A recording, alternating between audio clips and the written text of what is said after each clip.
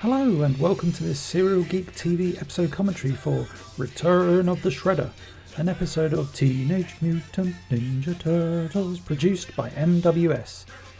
And yes, the first time I saw this show it was censored, edited and presented to me as Teenage Mutant Hero Turtles, but that seems like a lifetime ago now, and thankfully we all survived.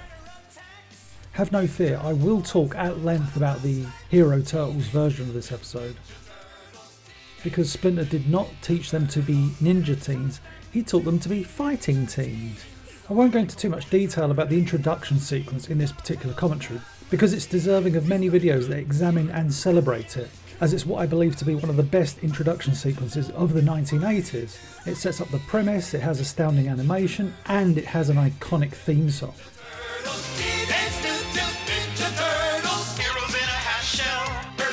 And that logo is pretty awesome too. David Wise sadly passed away a few years back, but what a lovely, very humble human being. There's a bizarre little fact about the title cards that I'll cover in a video at some point. A fact only discovered a few years back after some early development artwork surfaced. Oh, no way, bud! I had chocolate chips and caramel fudge. And no disrespect to the legendary Leonard Nimoy, but that mucker on the right has to be based on him. The ears, the eyebrows, the lines around the mouth, even the shape of the face, that is definitely supposed to be Spock Leonard Nimoy. Now this action scene, this was one of the first times I became aware that something wasn't quite right with the broadcast of this episode, because when the episode aired in the UK, the action seemed to jump in points because you could never edit around those jump cuts in music. You know, something doesn't sound right. So here in this scene we see Michelangelo throwing his nunchucks, whereas in the original UK broadcast, the muggers run at Michelangelo and Leonardo. It just cuts to Michelangelo saying, "You think so?" And he blows the cans while the muggers just stood there. We don't get that entire scene when Michelangelo is throwing his nunchucks to knock the cans, which is why it makes even less sense when Michelangelo says, "Strike three, you're out," because in the UK broadcast, all he did was blow over some cans. But as a kid, you enjoyed it, you know, it's just like, oh, this is cool. And going forward, I'm going to refer to this show as Ninja Turtles because Hero Turtles doesn't really do it for me. I mean, even at school when we would talk about the Turtles, we would call them Ninja Turtles. Plus, let us not forget the awesome Ninja Turtles arcade machine. I should say the animation style in this episode is rather different to the more heavily rendered style we see in the first 5 episodes. Fun fact, those first 5 episodes never actually aired on terrestrial TV in the UK. But yeah, Toei Doga, who had animated the first 5 episodes, their heavily rendered style was gone at this point because now we're with a different studio. The credits list them as A1 Productions, and almost definitely it's a studio created overseas in the East for the sole purpose of delivering outsourced animation, if that makes sense. I mean, even if you go back and look at the introduction sequence, that is more in keeping with what we see in the first 5 episodes. Here, the colours are very flat, the characters are more rounded. The best way to put it, they're friendlier on the eye, dare I say. They could have been salamanders. Those things all look alike to me. I gotta say, this is by far my favourite location for the Technodrome. I always love the Technodrome being in Dimension X. And again, if you go back and look at the first 5 episodes, it's presented in a weird, limbo-esque, orange, ethereal world. Here it's more obvious. We're on this planet's surface with a giant planet in the background. It's all shades of pink, but it looks fantastic.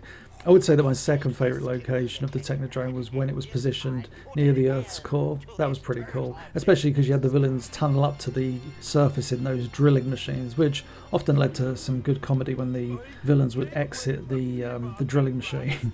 You can see in this scene as well the lack of detail in the characters when compared to the first 5 episodes. Krang himself is far more detailed in the first 5 episodes, too much so at times, making him look really gross, which I guess was the intention of the animators. And also Shredder in the first 5 episodes often has white highlights applied to his armour. And here we are at Channel 6 News. I've always loved the inclusion of Channel 6 News in the Ninja Turtles cartoon, because I think the characters at Channel 6 are fantastic. They're really well defined. They may be cliches to a degree, but I think they're great. I mean, it does help they've got fantastic voice actors working on these characters, especially Peter Renaday as Vernon Fenwick. I love Vernon's voice. It's funny to think that he does that voice and then he's doing Splinter as well. I always thought that Renee Jacobs as the voice of April O'Neil was so good in the role. It's such a shame she was never really a prevalent voice actress. She'd worked on a few voice roles before Ninja Turtles, but she never really did more than just a few cartoons, and I think she's got a fantastic voice for animation. Then I'll find someone else who can. Right, Vernon? Oh, I agree, Mr. Thompson. Those turtles are nothing but a slimy green pestilence. What brought that on? I think the answer is right there. I always love the sudden appearance of Tiffany. It's a shame they don't animate Byrne in that shot, though. He just kind of stands there static for a few seconds. But the close-ups of these characters are good. But yeah, I would love to have seen this Tiffany character in the first 5 episodes, because I think she would have looked really quite visually interesting. Also, I always love Vernon Fenwick's colour scheme, where he's got this bright pink shirt, this purple tie, the braces and the blue jeans. I might actually try that out myself one day, see if I can walk around London. We get a little bit of exposition here as the Turtles decide to recount their origin. And I understand why it's done. This is season 2, so you have to kind of reintroduce the concept to the audience. Actually, in fairness to the writers, as this episode was the first of the show to air in the United Kingdom, it's kind of good we do get this retelling of the origin. But now we're thinking, oh, they got covered in goo and that same goo turned their master into a rat. Too bad we didn't see that in an actual episode. Completely unaware that we had missed the first 5 episodes. We would eventually receive a very truncated version of the first 5 episodes on VHS titled How It All Began, which actually used a later clip show episode of the series. Also in this episode you'll notice, probably more than most episodes, there are numerous occasions where the Turtles' bandanas are incorrectly coloured. It seems to happen far more. It may be that this episode was a rush job. Enemy, Saki the Shredder, is about to return. And now we understand why this episode is called Return of the Shredder. Yeah, you look at Donatello here as he talks, his teeth just go red. Just bizarre. I sense terrible danger ahead. This scene is so good. As a kid, we were always presented with New York as quite a crime-ridden place, which it was obviously in the 70s and especially the 80s. There's no doubt about that. Central Park wasn't safe for people to walk around alone during the day, let alone late at night. And the late great David Wise, who wrote this episode, he was such a clever writer. A lot of his writing has a wry smile to it, which is why he was so perfect for the Ninja Turtles show. Of course. I'm in the Big Apple. We see here Shredder arrives back on Earth and is immediately confronted by 2 muggers, but instantly deduces from that he's in New York. It's vicious. Here's voice actor Peter Cullen's first appearance in the episode as the bald-headed mugger. The series actually does something that the first 5 episodes hinted at. The relationship between Shredder and Krang is really unique. Krang needs Shredder to succeed so Krang can get his body, but Krang loves embarrassing and frustrating Shredder. I mean, in the first 5 episodes, we see Krang free Michelangelo from a precarious situation in order to humiliate Shredder. And in this episode, we see Shredder arrive on Earth. There's no Bebop, no Rocksteady, no foot soldiers. Shredder's like, what am I going to do? Which does lead to a really interesting plot. And Pat Fraley as Krang is just great. I mean, his versatility as a voice actor has always baffled me. It's so good. He has incredible range to go from Brave Star, that deep, heroic sounding voice, to Krang, which is an insane voice. It's just baffling. I will destroy my enemies, the Turtles. And we end Act 1 with Shredder angrily shouting at the skies.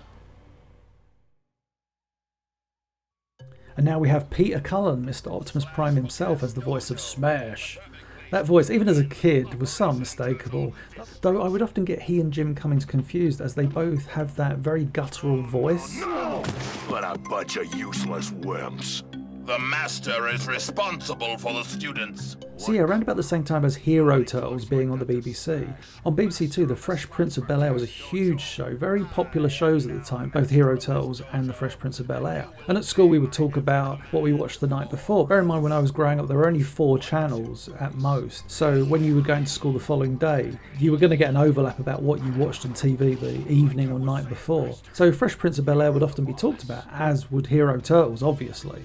I'll never forget going into school and saying to my classmates, I think Uncle Phil is the voice of Shredder, and my classmates give me some really odd looks. And yeah, obviously that is now, everyone knows that fact, but at the time people were scratching their heads like, no, Uncle Phil isn't voicing Shredder, it's just a coincidence, they just sound the same. It's like, But I've got to say, never has there been a voice as good as James Avery's for the Shredder. Just such a fantastic voice. Oh, fun little factoid, Marsha Goodman, the voice director for The Real Ghostbusters, actually told me that she gave James Avery his first voice role in animation with an episode of The Real Ghostbusters called Killer What. So yeah, on paper this makes for a really great plot, Shredder overthrowing a dojo and becoming the new master. A plot that you wouldn't find out of place in a Chinese kung fu movie. Sadly, it's not really given a chance to truly shine as it should, with the members of the dojo wearing silly turtle costumes. I feel like a better plot would have been to have Shredder train these students and establish them as a new Foot Clan or something. Because the idea of overthrowing a dojo and having your students dress up as Ninja Turtles in order to get the already untrusting public to distrust them again, it's kind of a waste of time. It doesn't really accomplish anything aside from a diversion. And yeah, now we have the crooked Ninja Turtle gang on the loose, which, when this episode aired in the UK, you may be wondering, well, what did they refer to them as? They just cut the dialogue, so you'd have them call the Crooked Turtle Gang.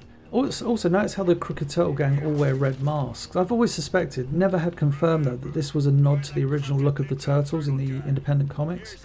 Yeah, also, when this shot of the business card appeared in the UK broadcast, it was a digitally altered still image with the word ninja painted out in white. But as you can imagine, it was so obvious. Again, visually, it looked awkward as well.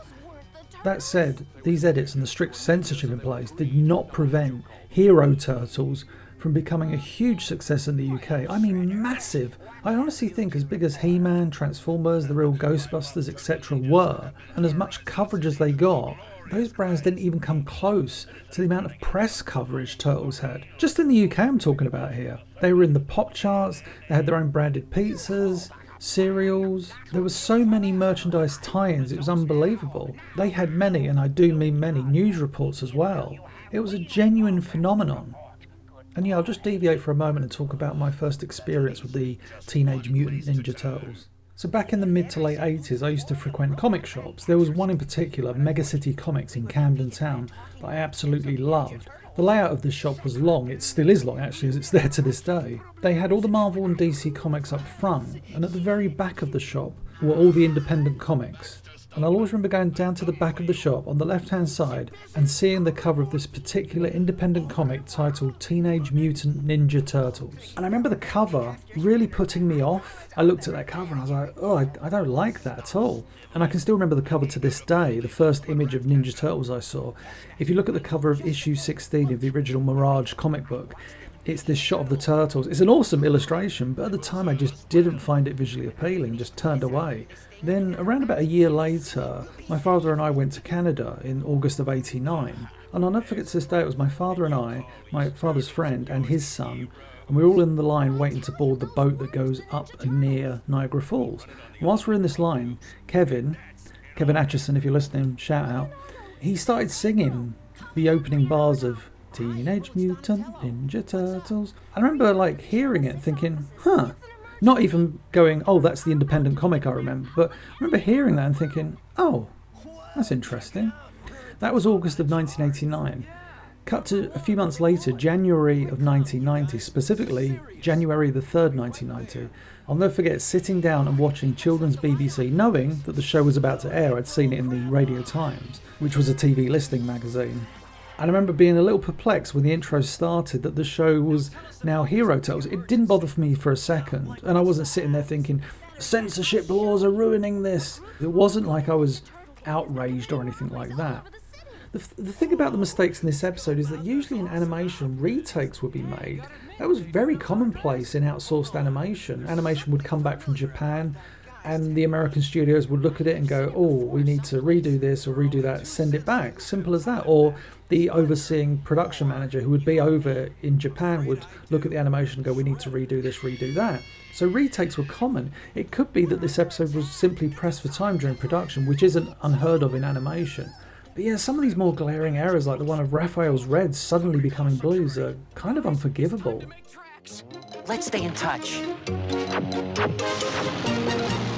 Wait, did only Did only 3 turtles exit the building?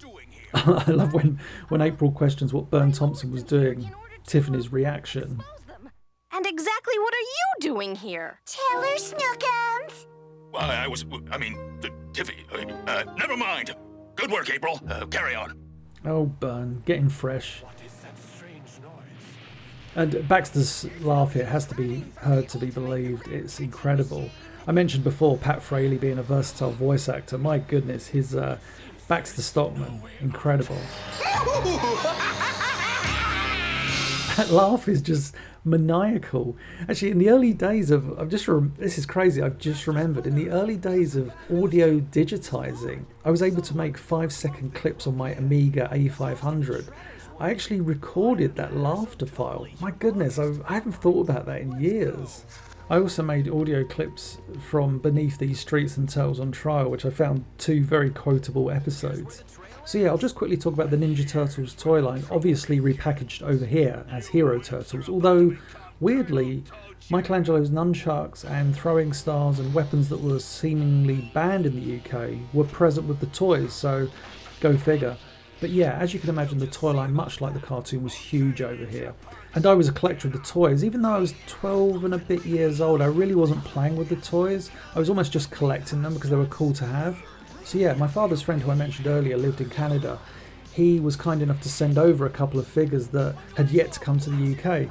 So you can imagine when I got Ace Duck, my classmates were very jealous. They were like, oh my goodness, you've got Ace Duck. I'd been fascinated by Ace Duck from the Archie Adventure comic series. So I was expecting that awesome buff wrestler dude to show up. So when the figure arrived and he looked like a World War II pilot, I was very confused. Still a cool looking figure, but when you've seen Ace Duck in the comics, it's like, how are these 2 characters even remotely connected? But yeah, I did like the toy line a great deal. It's funny when people cite the 80s Ninja Turtles series, they always talk about the comedy-based fight scenes. And they're not always wrong, there are a lot of moments where the Turtles use comedy in fighting, but certain episodes in the first few seasons still had hand-to-hand combat. And I mean, if you go back and look at those first 5 episodes when the Turtles are destroying those foot soldiers, my goodness, those are some very violent Ninja Turtles. I just believe that as the series progressed, the comedy did become a bigger part of the Ninja Turtles series. Actually, part of the reason I tuned out of this series, confession time, I kind of tuned out at that point as well. I found myself not really enjoying the overly comical aspect of the Ninja Turtles, because I think in comparison to these first few seasons, the later seasons really kind of lost the plot slightly. That's telling him, Master! So yeah, when this episode aired in the UK, this shot here of the 4 turtles was replaced with a later shot of Michelangelo, making it seem that there were more colouring errors. Step, or your furry sensei will be crushed. That rope, it leads to a battering ram. It's gotta weigh megatons! I love the comedy of the battering ram. That feels like a very David Wise thing. He'll write a battering ram with a giant fist on the end, again for comedy purposes. Oh, bummer, guys! Looks like we've got us a massive problemo! So yeah, that's the shot of Michelangelo I mentioned was repurposed in the previous scene. When this episode was first shown in the UK, the word bummer was removed. You couldn't say it on TV for some reason, or at least on a kid's cartoon. And in another version released on VHS, that shot of Michelangelo was zoomed in to obscure Michelangelo's nunchucks, but the word bummer was kept in, so I don't understand anymore. Even though the animation is somewhat awkward as hell, this continuous action scene of the Turtles viciously attacking Baxter Stockman's mobile rat catcher is fantastic. Really great sequence. Way to go, dudes. Save me, Master! Save me! But it's funny, Baxter Stockman in the first 5 episodes, or at least in A Thing About Rats, he really isn't a grovelling, snivelling coward. It's almost like for the series, David Wise changed his role to be the scientific but utterly spineless sidekick.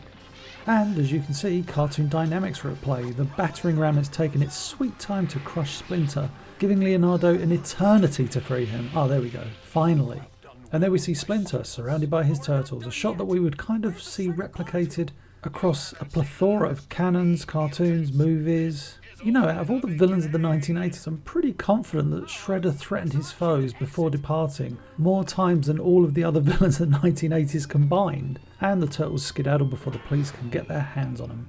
April and her news team turn up a little late to interview the Turtles, not that they would have given an interview, of course. There was a nice dynamic to the relationship between April and the Turtles. Her career was somewhat dependent on their constant fight against the forces of evil. That would actually make for a pretty good episode in which April is about to lose her job, so she and the Turtles organise some sort of huge crime that the Turtles have to then prevent, and April's reporting on the story of the year somehow saves her career. Forgive me for thinking out loud there. I vow to destroy Splinter and his accursed turtles. And once again in this episode we see Shredder angrily shake his fist to the heavens. As I said before, frustrated with the antics of Krang. Interesting, in that scene we see Bebop and Rocksteady mocking Shredder too. Thankfully, it would only be a few more episodes after this before the two henchmen made their return to Earth in the quite gruesome episode Enter the Fly. Sadly, we're about to witness the conclusion to America's greatest love story. Well, not quite. But yeah, Tiffany is about to exit this episode, but not the series. If I recall, she does actually show up one more time. I still want to know how Bern Thompson managed to charm such a striking young lady, because throughout this episode, up until this point, she seems to genuinely really like him. Yeah, not to go off on a tangent, but I just feel that this episode could have benefited from having one of the great Japanese studios working on it. It's not a bad episode by any means visually, and the story is good, but you think with a real quality studio at the helm on this episode, my goodness, I think the fight scenes, a lot of the visual drama, I think would have looked amazing. And somehow we get April breaking the fourth wall of the television set and talking directly to the Turtles. I do love the Turtles' confusion here. Listen. Splinter. Yeah, a nice end to the episode. In the credits, keen-eyed viewers of the series will notice that Peter Chung's name is now gone. I'll do a whole video about Peter Chung's involvement in Ninja Turtles at some point. Susan Blue is the voice director. Susan Blue you'll know from Transformers as RC. And yeah, Chuck Lorre, yeah, everyone knows now. He's the guy who wrote the Ninja Turtles theme song and went on to make huge comedies. And that's the end of this commentary. I hope you enjoyed it. If you did, please like, share and subscribe, and I'll catch you on the next one.